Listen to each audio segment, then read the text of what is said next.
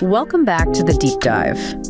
You know, few things in the modern economy feel quite as tangled, maybe confusing, and definitely fiercely debated as money. Absolutely. You hear the jargon constantly. Yeah, tight money, easy money, all the wrangling over what the Federal Reserve is doing. Mm-hmm. And those calls, often nostalgic for getting back to gold, some version of it. Exactly. But according to the sources we're digging into today, maybe all this confusion stems from, well, just one single assumption that almost nobody questions. And that's the big one. Yeah. The idea that money must be supplied and regulated by the government, by the state. Right. It seems so obvious, doesn't it? It's baked into how we think. Even people who are critical of government often just accept, yeah, the state controls the currency. That's just how it is. Well, that's why we're diving deep into Murray Rothbard's analysis today, specifically his work on where money comes from and how it got corrupted. His challenge is pretty radical. It really is. He asks, what if money could be organized totally, under the freedom principle? And what if all that government meddling, and he points out, money is probably the area with the most centuries of government interference. What if that's the source of the chaos, not the solution? That's exactly our mission for this deep dive. We want to trace the life cycle of money as Rothbard lays it out. So first, how it seems to just naturally arise from people trading freely, honestly. Voluntary exchange. Right. And then part two, how government, always looking for revenue, always looking for power, basically systematically corrupted this thing, mostly through inflation and eventually central banking. So we want to understand what gets lost economically, sure, but also morally when political power, not free choice, ends up determining the value of, well, the lifeblood of the whole economy. Yeah, let's unpack it. We have to start right at the beginning with just human exchange itself. Because if Rothbard's right, money isn't some top-down invention. It's a commodity that just grows out of human cooperation. Okay, so to really get the origins of money, you have to start with the simple act of trade. Exchange. It's like the prime basis of economic life. And it only happens because of two basic facts. Exactly. One, people have different skills. Two, natural resources are different everywhere. If we were all identical clones living on identical patches of land, there'd be no reason to trade anything. None at all. And the key insight here, philosophically, is why voluntary exchange happens. It's because both sides expect to be better off. If I trade my hour of work, let's call it A, for your loaf of bread, B. Then you're showing you value that bread, B, more than your hour of work, A, and I'm showing I value your hour of work more than my bread. It's based entirely on this inequality of value, how we subjectively see things, totally refutes that old idea that trade needs some kind of objective equality of value. That inequality is the engine. It drives everything in the market. But okay, once an economy gets a bit more complex than just neighbors swapping favors, direct exchange, barter, it just hits a wall. Fast. And the limitations are, well, they're kind of obvious when you think about them, but crucial for why money had to show up. The first one is indivisibility. Yeah, indivisibility. Think about big, lumpy goods. You're a blacksmith, you make a huge custom plow. Great. Now, how do you use that to buy, say, milk every day for a month? Or firewood? Or some small tools? You can't just saw off a piece of the plow. Right. You destroy its value. So that's a huge problem for anything that isn't easily broken down. And that links straight to the second problem, which seems even more paralyzing, the lack of coincidence of wants. The double coincidence, the classic economics teacher example, right? Oh. You have to find someone who not only has what you want, but who also wants exactly what you happen to have right now. Exactly. So imagine you're a fisherman. You've got 50 pounds of fresh mackerel. You need boots. Okay. You got to find a shoemaker who, right at this moment, wants a massive pile of perishable fish. Good luck with that. The shoemaker probably bought fish yesterday, or maybe he needs fish next week, but yours will be rotten by then. It's just, it makes any kind of specialized economy basically impossible. Unthinkable, really, under pure barter. So the solution emerges naturally. Not designed by anyone. That's the argument. Indirect exchange. It's the solution people stumbled upon over centuries, all over the world. You don't try to trade mackerel directly for boots. Okay, so what do? You sell the mackerel for something else first. A good that's easier to trade onward. A medium of exchange. something that pretty much everyone is happy to accept because they know they can easily trade it away later for whatever they want. Ah, okay, so it's like an intermediate step. Exactly. And this intermediate good isn't just any random thing. It has to be something people find useful for this purpose. So it's like a competition.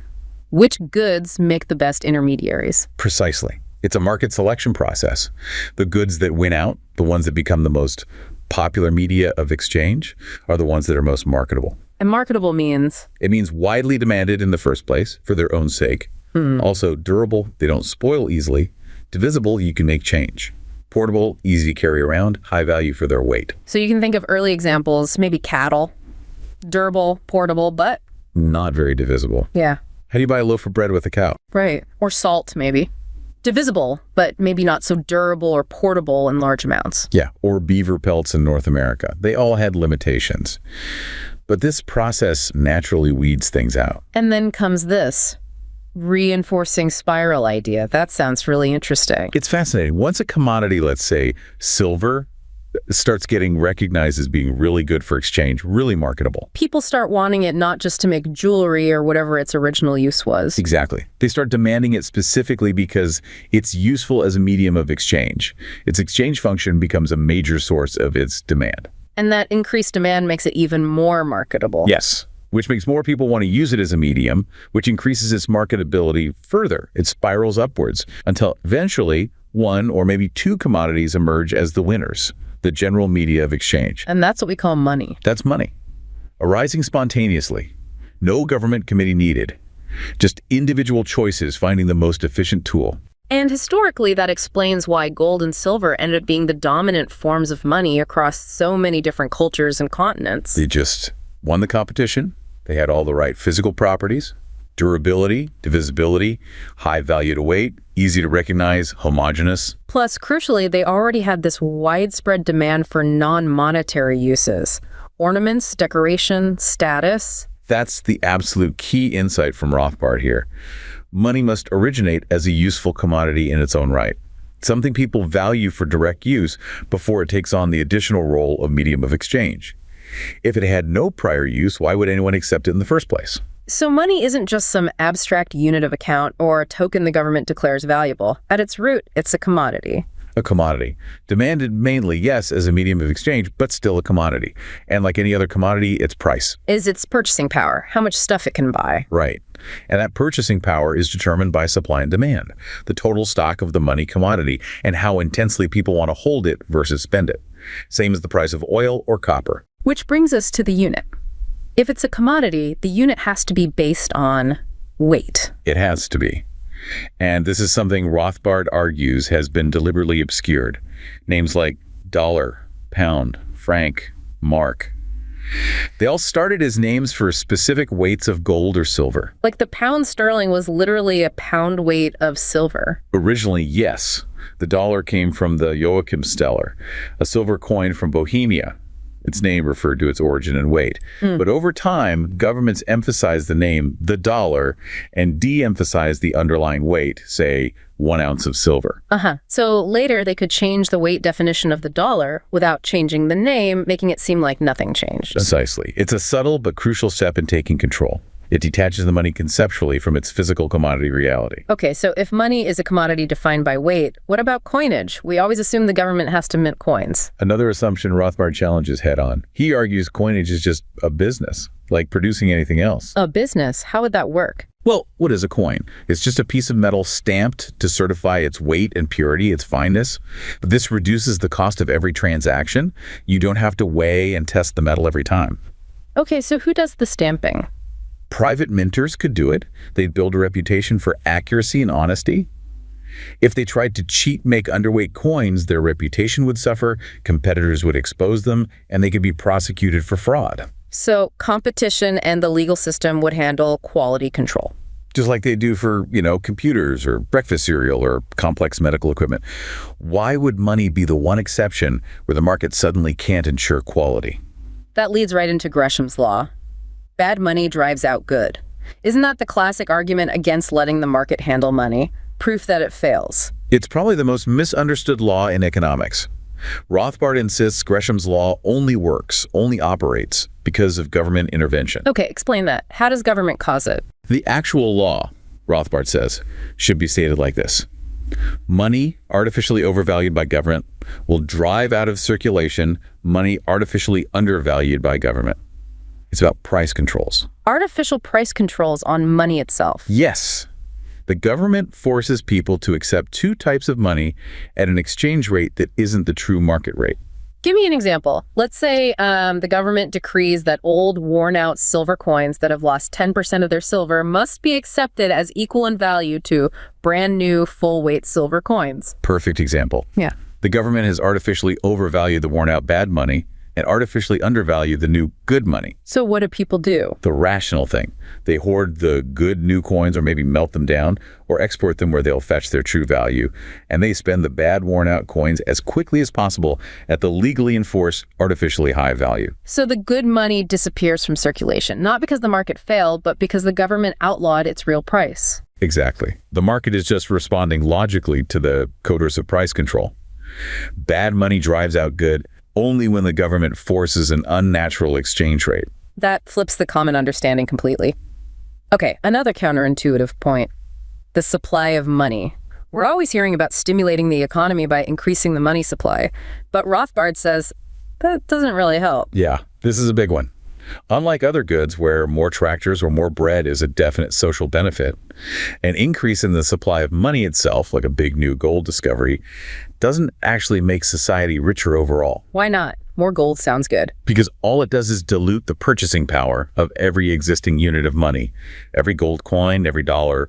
If you double the amount of money, eventually, prices for everything else will roughly double. So the total amount of real stuff doesn't change. We just use more units of money to buy the same amount of goods and services. Exactly. The public isn't made wealthier by having more pieces of paper or more ounces of gold.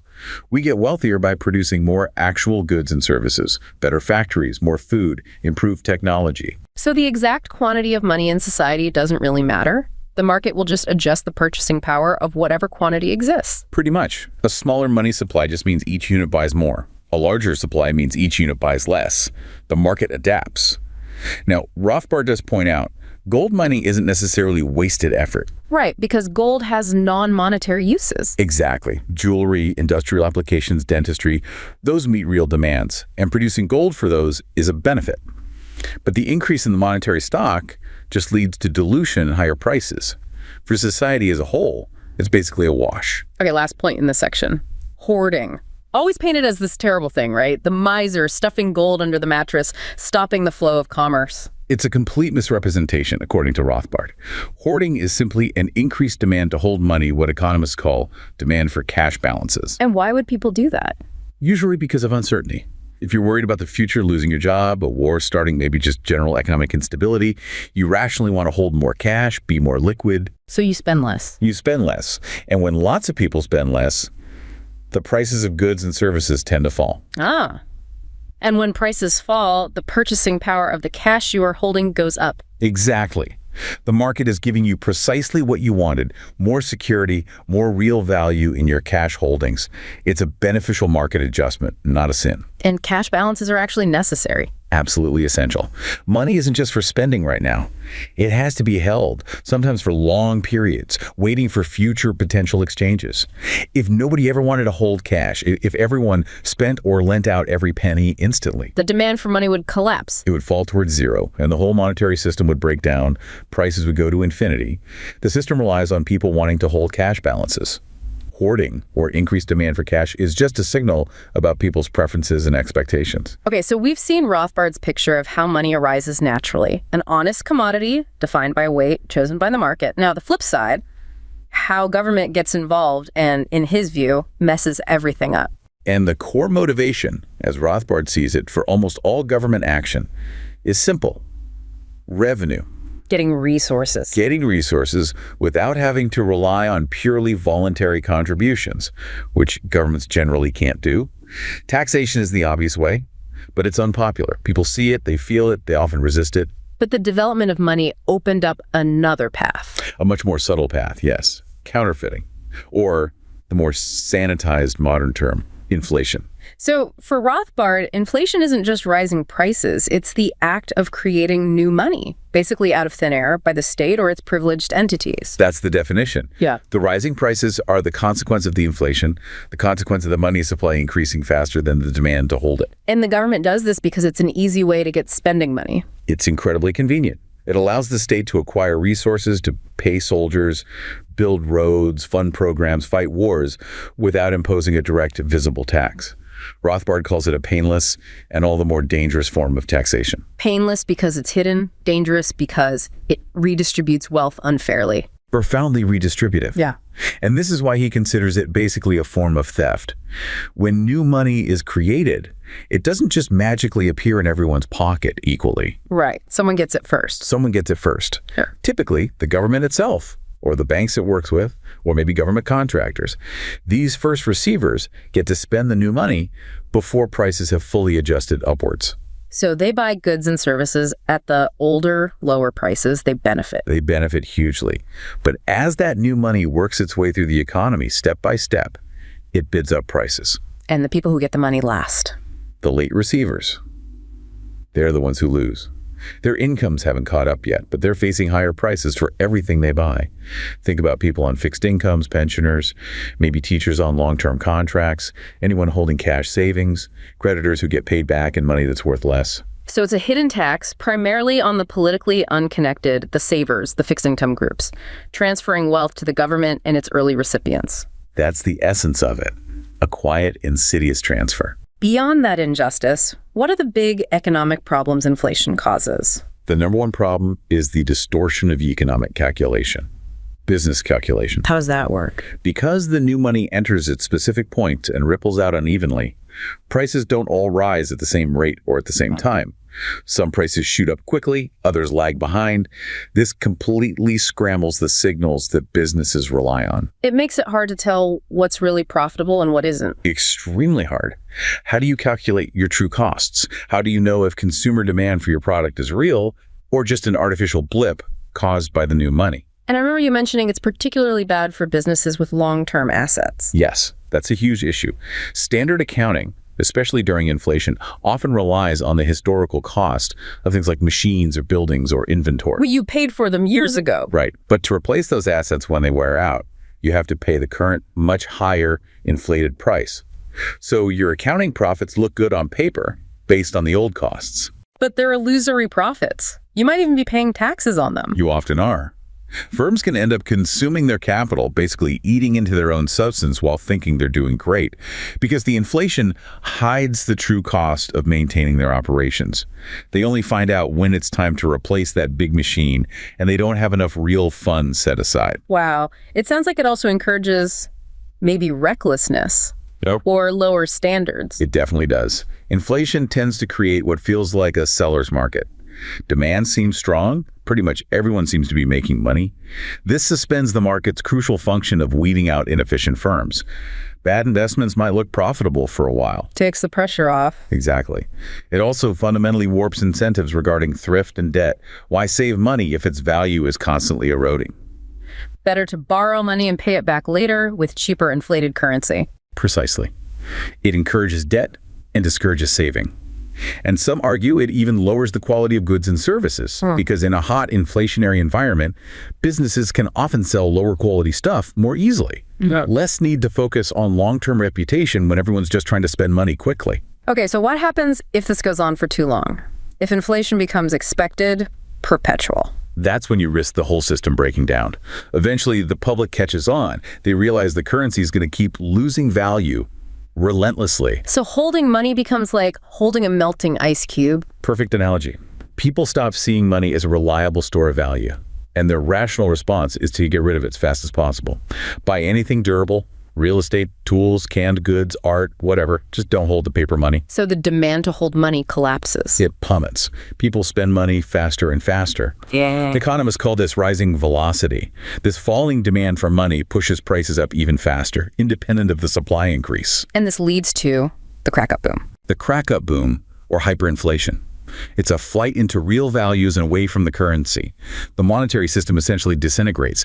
Prices skyrocket towards infinity. The currency becomes worthless. And society is forced back to Inefficient barter, or maybe adopting a more stable foreign currency if one is available. It's an economic catastrophe. We saw it in Germany in 1923, Hungary after World War II, Zimbabwe more recently. It's the end game of runaway inflation. Okay, so how did governments historically gain the power to do this? To inflate? Rothbard traces specific steps, right? Starting with the mint. The very first, absolutely essential step was the government seizing a monopoly over minting coins, taking that business away from the private market. Why was that monopoly so critical for the state? Several reasons. It let the government dictate the official names and denominations of coins, furthering that disconnect from weight we talked about. It allowed them to charge monopoly prices for minting seigniorage. A direct profit. A direct profit. But most importantly, it gave them control over the physical coins themselves, paving the way for the next step. Which was debasement. Debasement. This was the primary method of inflating commodity money before paper really took over. How did they do it? Just make lighter coins. Usually, yeah. Or they'd secretly dilute the metal content, mixing in cheaper base metals with the gold or silver while keeping the coin looking the same. Yeah. Or they'd recall all the coins, melt them down, re-mint them at a lighter weight, but with the same face value, the same name. And the ruler pockets the leftover silver or gold? Exactly. It's hidden counterfeiting by the sovereign himself. You mentioned the French livre tournois earlier as an example. A classic case study in slow grinding debasement. When it started around 1200 AD, the livre was defined as about 98 grams of fine silver. Okay, a substantial amount. Very. But by 1600 AD, 4 centuries later, after repeated debasements by French kings desperate for revenue, the coin still called a livre tournois contained only about 11 grams of silver. Wow. So the name stayed the same, but the actual value had been reduced by almost 90%. Roughly 89% stolen by the state over centuries, just by clipping and diluting the coinage. Every person holding that currency quietly lost purchasing power. Okay, what came next after debasement? Bimetallism seems like a big source of trouble. Bimetallism was another major government intervention, often with disastrous results. The free market, left alone, would likely use both gold and silver coins circulating side by side, a parallel standard, with their exchange rate fluctuating based on supply and demand. Like the exchange rate between dollars and euros today. Kind of, yeah. But governments didn't like that flexibility. They wanted to simplify things by legally fixing the exchange rate between gold and silver. Say, decreeing that 16 ounces of silver must equal 1 ounce of gold. But the real market value ratio between gold and silver isn't fixed, right? It changes based on new mine discoveries or industrial demand. Constantly changing. So inevitably, the government's fixed legal ratio would drift away from the actual market ratio. So let's say the market shifts and gold becomes more valuable, maybe worth 17 ounces of silver. But the law still says 16 to 1. Now you have the Gresham's law situation again, created by government price fixing.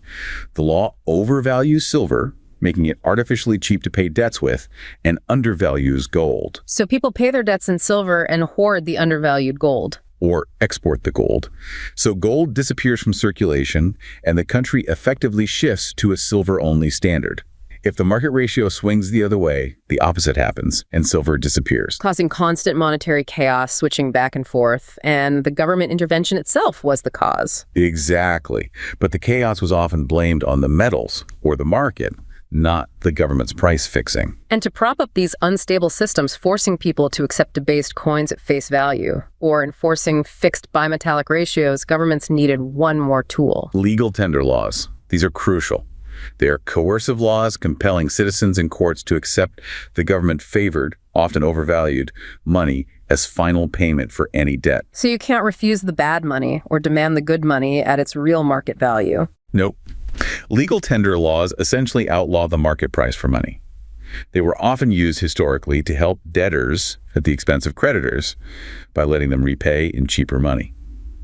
But their biggest long-term impact, Rothbard argues, was establishing the principle that the state, not the market, defines what money is and what its value must be accepted as. Which is a huge step towards total control. A monumental step. The cumulative result of all this mint monopoly, debasement, bimetallism, legal tender was that governments gradually seized complete power over the domestic money supply, breaking up what could have been a unified, stable world market based on commodity money into fragmented, politically manipulated national currency zones. Okay, so governments got control of coinage, debased it, messed with ratios.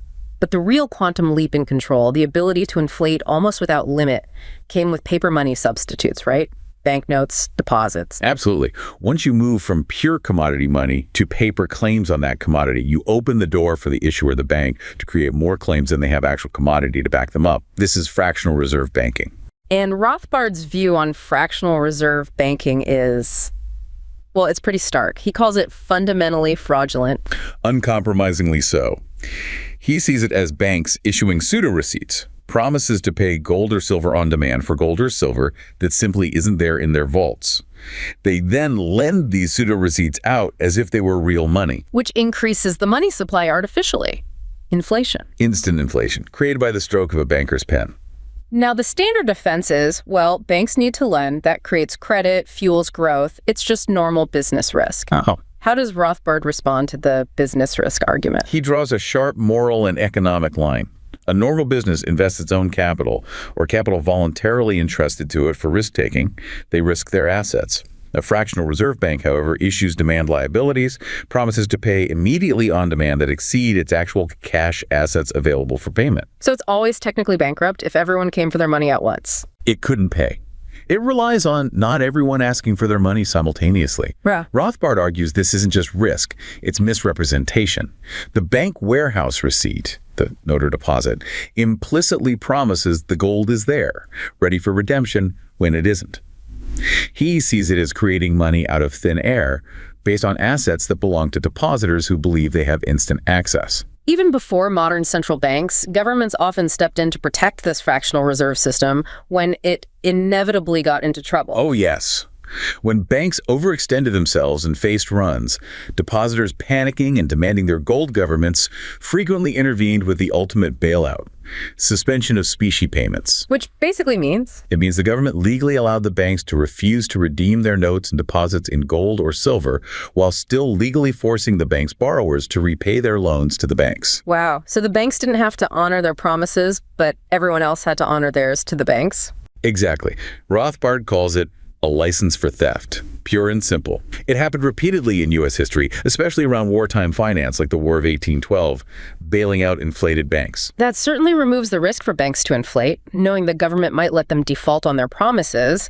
But you said this was still too crude, too messy for the state's long-term goals. It was too visible, to obviously a special privilege, and it happened sporadically during crises. Governments, especially as their spending ambitions grew, wanted something more systematic. They wanted a way to manage and direct inflation reliably on a national scale, not just react to panics. They needed to get rid of the remaining market checks on bank inflation. Precisely. Even with occasional suspensions, under a system with many competing banks, there were still checks. If one bank inflated too recklessly, it would start losing gold reserves to other more conservative banks as its notes and checks were redeemed. That threat of interbank redemption and the threat of customer runs acted as a brake. So the goal became to eliminate those breaks, and the solution was central banking, creating one dominant government-privileged bank to sit at the top of the pyramid. Like the Bank of England, or later, the Federal Reserve in the U.S., how does the central bank achieve this control? Primarily by gaining a monopoly on issuing banknotes. Private banks might still handle checkbook money, deposits, but the central bank controls a paper currency, and it becomes the banker's bank. Private banks hold their reserves as deposits at the central bank and rely on it for clearing payments and emergency loans. So all banks become dependent on this central institution. Yes. And this centralization facilitates another crucial step, the centralization of gold reserves. Instead of gold being scattered in hundreds of private bank vaults or in people's homes, it gets consolidated. Gradually, yes. Through public confidence campaigns, convenience, maybe subtle pressure, gold flows into the central bank's vaults. Once it's all in one place, Rothbard notes, it's much easier for the government to control, regulate, and eventually, as happened in the U.S. in 1933, effectively confiscate it or prohibit citizens from owning it. Much harder to do when it's widely dispersed. Okay, so centralization of power, centralization of gold. And critically, how does the central bank remove those market checks on inflation that used to restrain private banks? It does it in several ways. First, the central bank itself is implicitly understood to be immune from failure. It's the lender of last resort. It can't go bankrupt in its own currency because it creates that currency. That removes the ultimate market discipline. No threat of failure for the entity at the top. Right. Second, the central bank lends government prestige and regulatory power to the entire banking system. Things like deposit insurance, like the FDIC in the US, though the concept predates it, give the public a false sense of security, making bank runs much less likely, even if banks are fundamentally unsound. Reduces the fear factor for depositors. Yep, exactly. And third, and this is maybe the most ingenious part, the central bank solves the problem of interbank drains. Remember how one inflating bank would lose reserves to others? The central bank can manage the system so that all banks expand their loans and deposits together, more or less in lockstep. It pumps new reserves into the system generally, allowing the entire banking sector to inflate uniformly. So no single bank loses reserves to others because they're all inflating simultaneously. That's the mechanism. It removes the localized check and vastly expands the scope of inflation to the entire nation, coordinated from the center. The government, through its central bank, now has full control over the rate of inflation for the whole economy. Okay, how does it actually do that? How does the central bank inject these reserves to make all the banks expand together? The main tool, especially in modern times, is open market operations, or FOMO. Let's break FOMO down simply. Okay. The central bank basically creates new money out of thin air on its computer. It then uses this new money to buy assets in the open market.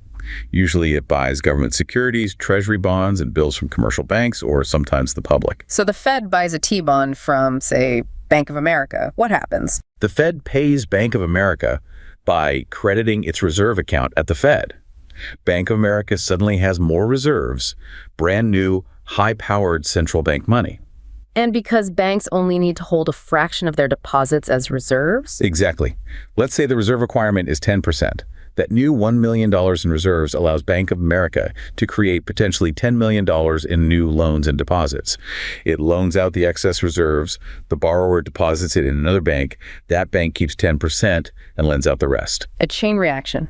The multiple expansion of bank credit. That's it. A small injection of reserves by the central bank can fuel a much larger expansion of the total money supply throughout the entire banking system. That's the engine the government uses to inflate the currency. And Rothbard links this process directly to the boom-bust business cycle. Directly.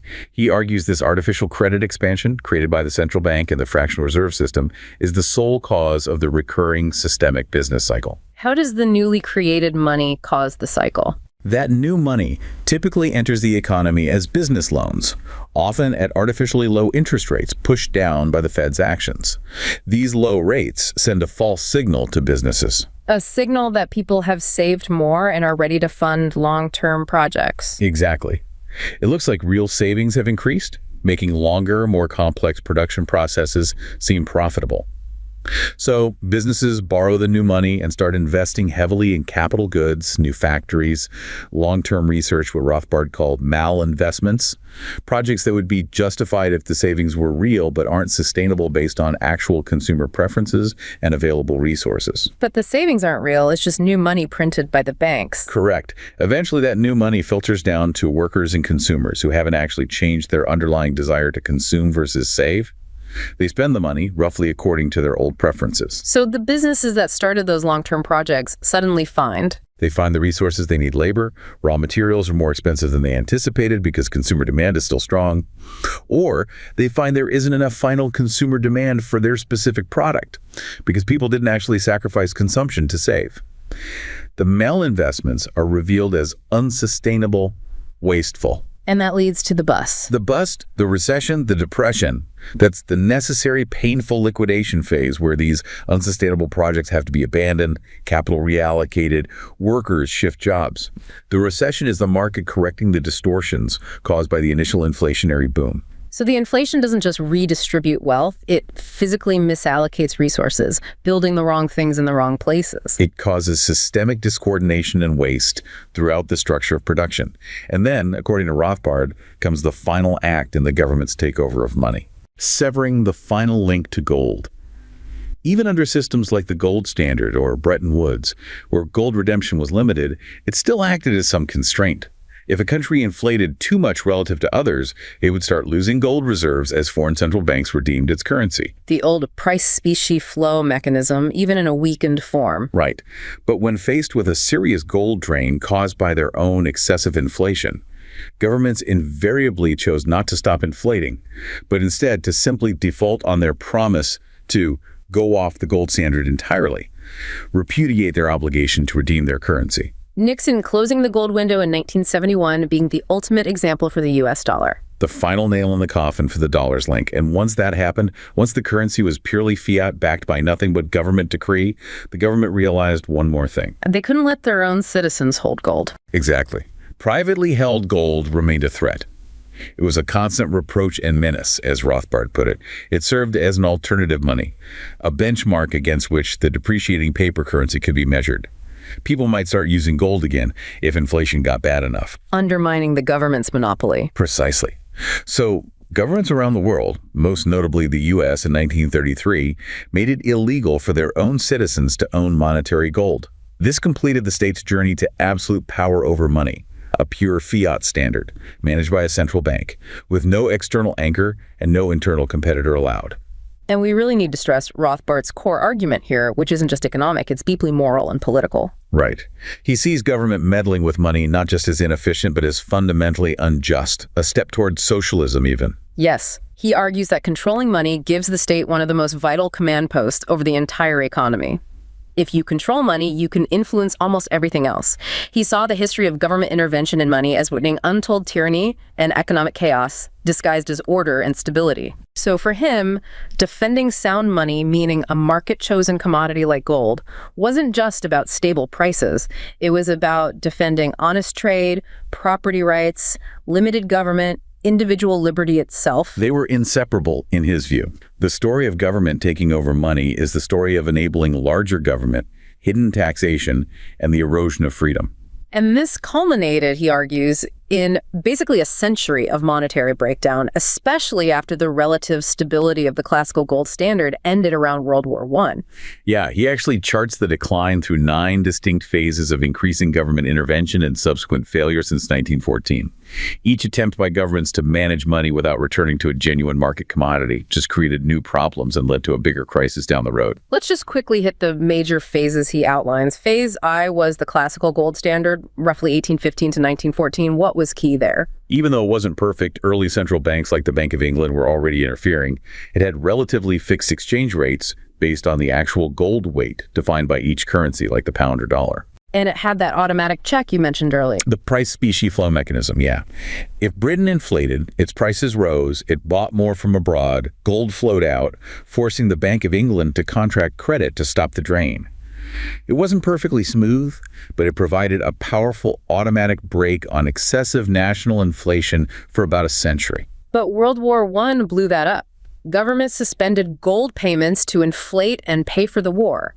Then after the war, Phase 2, chaos, they tried to rebuild, leading to Phase 3, the gold exchange standard of the 1920s. This was a really shaky setup. The U.S. and Britain went back on a pseudo-gold standard, but they kept large amounts of paper money pyramided on top of their gold.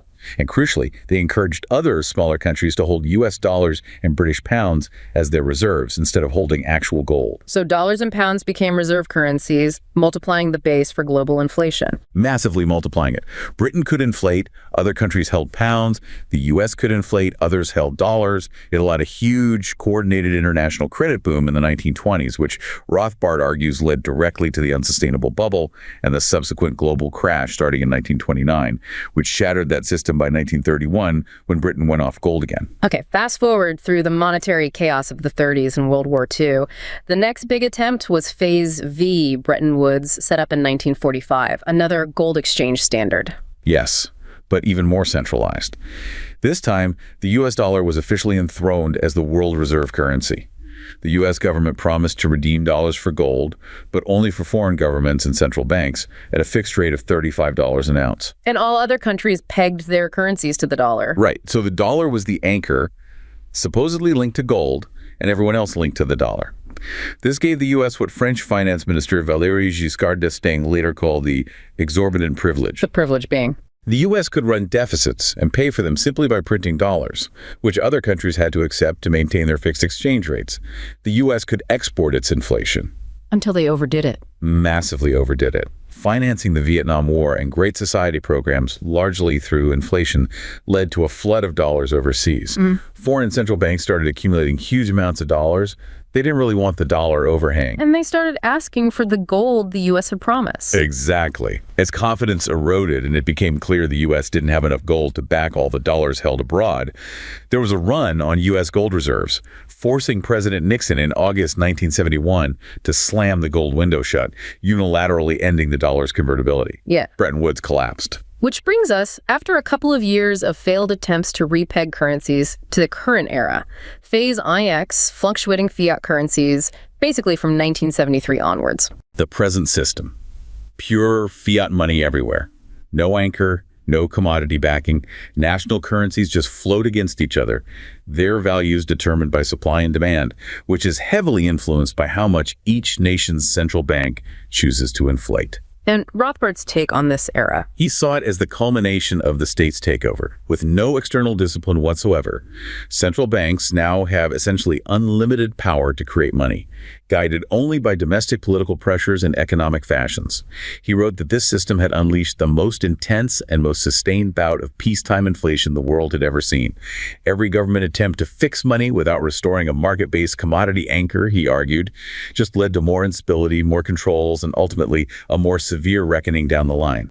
Wow. Okay, so wrapping this up, it seems crystal clear from Rothbard's perspective, the argument is really consistent all the way through. Money starts as this useful commodity, emerges naturally from free exchange. Honest, voluntary exchange, defined by weight, chosen by the market for its usefulness. And then the state gets involved, driven, he argues, by this need for revenue it can't get voluntarily, and the desire for control. And it just systematically corrupts the whole thing. Yeah, through controlling the mint, through debasement, through imposing artificial ratios, and then the killer app, central banking, which allows for hidden systematic inflation.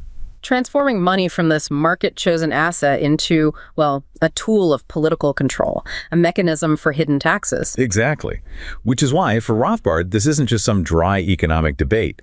Defending sound money, for him, was fundamentally tied to defending honest dealing, defending private property, defending a limited role for government. Liberty, really. It really makes you think. If we generally trust, or at least prefer, the free market to figure out the best way to produce almost everything else we use, from computers to coffee to cars. Why do we almost universally assume that money, arguably the single most important economic good, the thing that facilitates almost all other trade, is the one thing the market can't handle, the one thing that must be controlled by political power?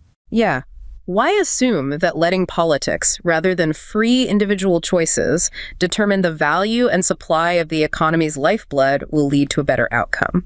What kind of future instability, what kind of quiet wealth confiscation through inflation, what kind of economic distortions are we maybe implicitly signing up for? Yeah. By accepting that premise? It certainly puts the day-to-day news about, the Fed's interest rate decisions into a much larger and maybe much more troubling context. Definitely something to think about. Thanks for walking us through that. My pleasure. It's a powerful perspective.